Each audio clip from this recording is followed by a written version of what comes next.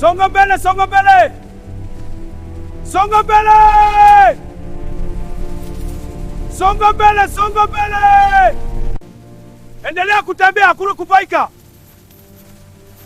Acha wale wadio kunende.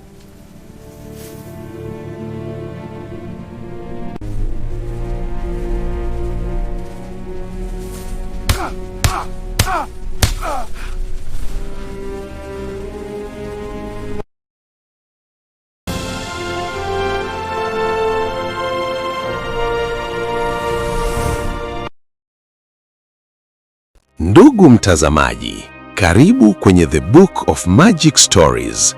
Tafadhali bonyeza alama ya kengele, subscribe, ili uwe wa kwanza kupata notification pale ambapo unaweka simulizi mpya.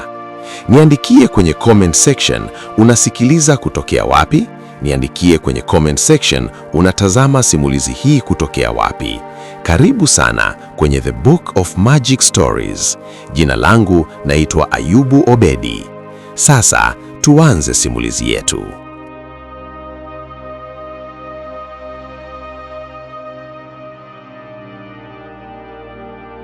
Kule pembezoni mwa ziwa Tanganyika, katika ardhi ya Kigoma, kulikuwa na kijiji kidogo kilichojaa maisha ya kawaida na utulivu. Asubuhi zilianza kwa sauti za ndege na upepo mwanana uliovuma kutoka ziwani. Wavuvi walirejea na nyavu zao zilizojaa samaki, wanawake wakapika, na watoto wakacheza bila wasiwasi wowote. Juma alikuwa mmoja wa vijana wa kijiji hicho.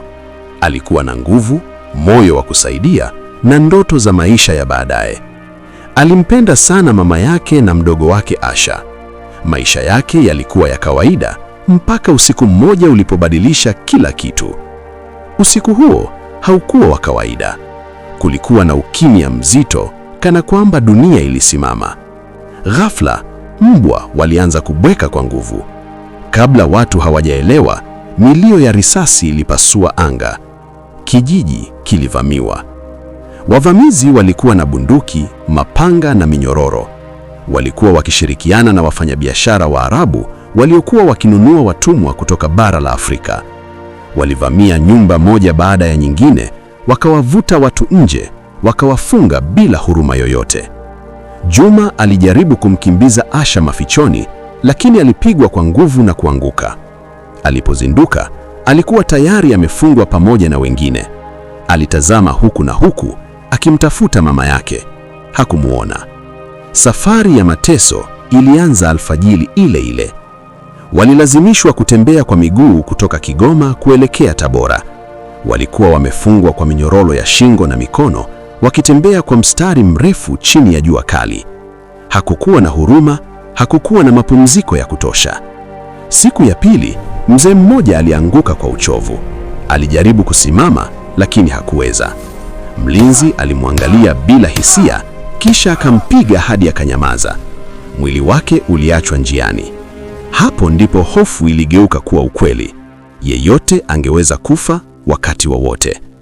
Njiani walipitia misitu minene, mito yenye maji baridi na maeneo ya wazi yenye joto kali.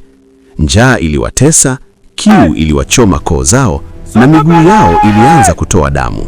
Lakini waliendelea kutembea. Juma alikutana na kijana aitwaye Baraka. Walizungumza kwa sauti ya chini usiku. "Unafikiri tutarudi nyumbani?" Baraka aliuliza. Juma alinyamaza. Hakujua jibu. Baada ya wiki nyingi za mateso, walifika Tabora. Lakini badala ya kupata pumziko, walikuta soko la watumwa. Hapo walipangwa kama bidhaa. Wafanyabiashara wa Arabu walikuja kuwachunguza, walipima nguvu zao, waliangalia meno yao na walichagua wale waliokuwa na uwezo wa kufanya kazi ngumu. Wale waliodhoofika walitupwa pembeni kama vitu visivyo na thamani. Baraka alinunuliwa na kuondolewa. Juma alibaki akimtazama akienda bila hata kuaga. Baada ya siku kadhaa, Juma naye alinunuliwa. Safari ya pili ilianza, kutoka Tabora kuelekea Bagamoyo. Safari hii ilikuwa mbaya zaidi. Walifungwa kwa minyororo ya shingo, wakitembea kwa miezi. Jua kali lilichoma ngozi zao, walipata chakula kidogo sana. Wengi walianguka njiani na kufa. Miili yao iliachwa bila kuzikwa. Siku moja walipita kijiji kidogo. Mwanamke mmoja aliwapa maji kwa siri usiku, lakini alipogundulika alipigwa mbele yao. Hakuna aliyethubutu kusaidia.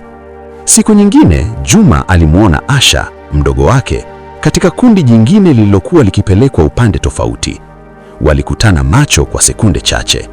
Asha alipiga kelele, lakini walitenganishwa haraka. Hiyo ilikuwa mara ya mwisho kumwona. Moyo wa Juma ulivunjika, lakini aliendelea kutembea. Hatimaye walifika Bagamoyo. Hapo walipelekwa kwenye maghala ya watumwa. Ndani kulikuwa na giza, harufu ya jasho na damu, na vilio vya watu waliokata tamaa. Bagamoyo ilikuwa mwisho wa matumaini. Siku iliyofuata walipelekwa sokoni. Wafanyabiashara walikuja tena kuwachagua. Juma alinunuliwa na kupelekwa pamoja na kundi jipya. Waliletwa ufucheni. Kimara ya kwanza, Juma aliona bahari kubwa. Ilimtisha. Walipakiwa kwenye mitumbui na kupelekwa kwenye meli kubwa iliyokuwa ikinogea baharini. Ndani ya meli, mateso yaliongezeka. Walifungwa kwa minyoromo, wakilala kwa kubanana. Hakukuwa na hewa safi. Watu wengi walikufa kwa magonjwa, njaa na kukata tamaa. Miili yao ilitupwa baharini. Vilio vilijaa kila kona. Juma alifikiria kufa, lakini ndani yake kulikuwa na sauti iliyomwambia aendelee kuishi. Alianza kuwasaidia wengine, kuwafariji wale waliokuwa karibu naye. Hata katika giza hilo, alijaribu kuwa mwanga mdogo. Safari ya bahari ilichukua muda mrefu. Hatimaye walifika nchi ya mbali. Hapo waliuzwa tena. Waarabu walichukua watumwa hao kwenda katika maeneo yao kufanya kazi ngumu bila malipo, katika mashamba ya tende, majumbani na ujenzi. Walifanya kazi chini ya jua kali, wakipigwa na kunyimwa uhuru wao. Juma alipelekwa kwenye shamba la tende. Kila siku alifanya kazi hadi kuchoka. Kila kosa lilimaanisha adhabu, lakini bado aliendelea kuishi. Usiku aliangalia nyota. Alikumbuka Kigoma. Alikumbuka familia yake. Miaka ilipita. Alizeeka katika utumwa. Lakini hadithi yake haikuisha, kwa sababu hadithi ya Juma ilikuwa hadithi ya maelfu ya Waafrika waliopitia njia hiyo, kutoka Kigoma kupitia Tabora hadi Bagamoyo. Safari ya mateso, safari ya machozi, safari ya kifo, lakini pia safari ya uvumilivu na roho isiyokubali kushindwa. Na ingawa minyororo ilifunga miili yao, haikuwahi kamwe kufunga historia yao.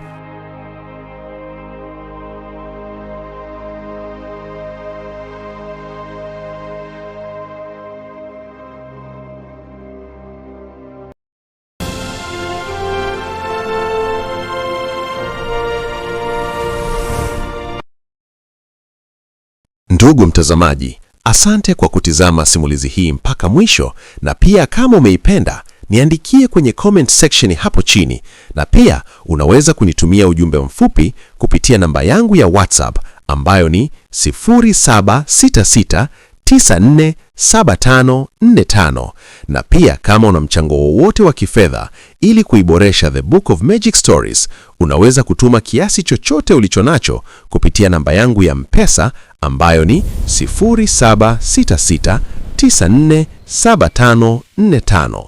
Jina langu naitwa Ayubu Obedi. Tukutane katika simulizi zifuatazo. Asante na kwa heri mpaka wakati mwingine tena.